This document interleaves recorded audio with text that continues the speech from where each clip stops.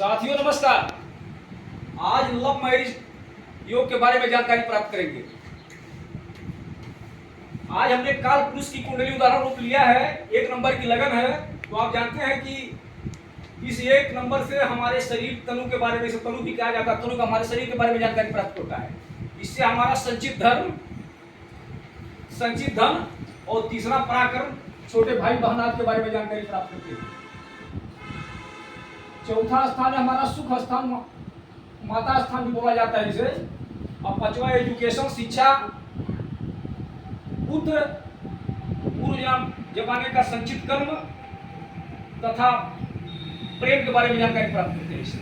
6वां रोग ऋण शत्रु, 7वां भाव से लव मैरिज, पार्टनरशिप, मर्म मुकदमा, साझेदारी के बारे में जानकारी प्राप्त करते हैं। 8वां आयु मृत्यु, 9वां भाग्य भाव, 10वां कर्म स्थान, 11वें से पैसा कहाँ से आएगा, अर्निंग का स्रोत, और 12वां विदेश यात्रा, जेल यात्रा और तमाम प्रकार की चीजों के बारे में जानकारी करते हैं। 8वां भाव से जमीन में गड़े हुए धन के बारे में भी जानकारी प्राप्त करते हैं।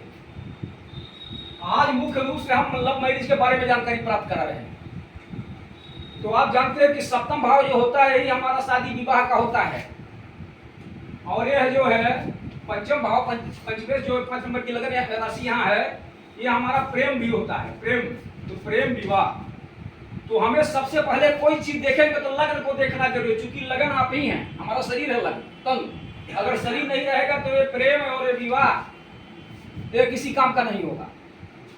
इस नाते लगन को देखना परम आवश्यक है। लगन को देखिए, 5वां भाव को देखिए और 7वां भाव को देखिए। मुख्य रूप से आजकल यही लोग बताते हैं कि 5वां भाव को देख लीजिए, 7वां भाव को देख लीजिए, शादी विवाह के बारे में क्लियर हो जाएगा, लेकिन ऐसा नहीं है। इसके साथ साथ सबसे पहले हमें लगन को देखना है, पंचमेश को देखना है, 7वां भाव में जो बैठा ग्रह है उसके बारे में जानकारी प्राप्त करना है। 7वां भाव के कारक ग्रह शुक्र होते हैं, शादी विवाह के कारक ग्रह शुक्र होते हैं। अगर इस घर में 1 2 3 4 5 6 7 8 9 10 11 12 भाव है। 12 भाव में शुक्र के साथ, यहाँ का कारक ग्रह शुक्र होते हैं, शुक्र के साथ अगर चंद्र, मंगल, राहु तथा केतु की युति मत उसे कहते हैं। जब 2 ग्रह से 3 ग्रह होते हैं तब उसे युति कहा जाता है। तो शुक्र के साथ अगर चंद्र, मंगल, राहु तथा केतु जैसे ग्रह युति बना के रहें तो आप कह सकते हैं कि यह प्रेम विवाह की ओर इशारा हो रहा है, होगा ऐसा। ठीक है।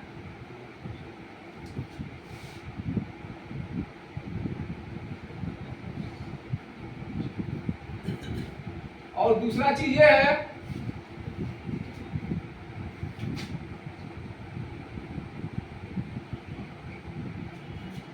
शुक्र के साथ चंद्र, मंगल, राहु तथा केतु जैसे ग्रह हो जाए, युति बना ले।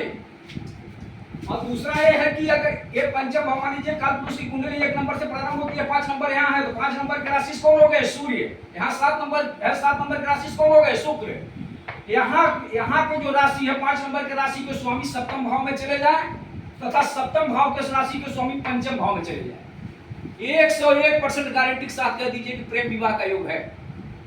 अगर 5वां भाव के स्वामी 7वां भाव में चले जाएं और 7वां भाव के स्वामी 5वां भाव में चले जाएं, और उसके साथ साथ शुक्र के साथ चंद्र, मंगल, राहु तथा केतु की युति एक जगह हो जाए, 100% आप कह दीजिए कि शादी विवाह में जो है उसका योग है। अगर नहीं है तो फिर नहीं कहा जाए। और दूसरी चीज ये है कि मान लीजिए राहु और केतु जैसे ग्रह हैं, मिल गए यहाँ, तो राहु क्या है, एक चालाक ग्रह है। वैसे तो 7 ग्रह है, राहु केतु को कोई मिला नहीं है स्थान। तो जिस प्लैनेट जिस ग्रह के साथ रहते हैं वैसे अपना रूप बनाते हैं। तो ये बहुत ही गुपचुप वाले ग्रह हैं। राहु अगर पड़ गए तो राहु चुपचाप में शादी कराएंगे, भाग करके बाहर जा करके कोर्ट मैरिज करेगा, शादी होगा। और कहीं से भी गुरु की दृष्टि अगर पड़ जा रहा है इस भाव पे, 5वीं 7वीं तथा 9वीं 3 दृष्टि गुरु के पास होती है। अगर गुरु की अमृत दृष्टि हो गई तो परिजन के रजामंदी से विवाह होगा, इसमें कोई दो राय नहीं है। राहु और केतु जैसे पड़ गए अगर जो, तब फिर वही दिक्कत है जो हम बता रहे हैं, भागी के शादी विवाह होगा। तो इस नाते जो है इस पे ध्यान देना बहुत जरूरी है। शादी विवाह के लिए हमें लगन पंचम और सप्तम भाव को देखना होगा, इसके राशि स्वामी को देखना होगा।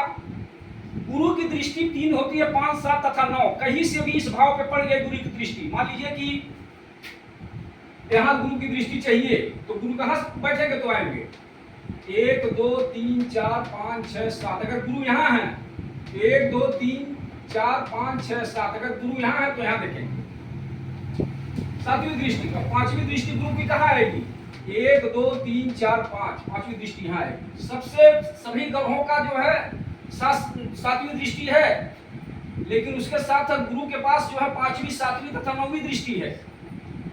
बृहस्पति मंगल के पास 4थी 7वीं तथा 8वीं दृष्टि है। शनि के पास 3री 7वीं तथा 10वीं, और राहु केतु के बाद भी पास भी जो है 5वीं 7वीं तथा 9वीं दृष्टि होती है। तो आज हम लव मैरिज के बारे में बताए, आप समझ गए होंगे। अब फिर नेक्स्ट कोई दूसरा वीडियो लेके आपके सामने उपस्थित होगा। तब तक जय सीताराम, जय भरत।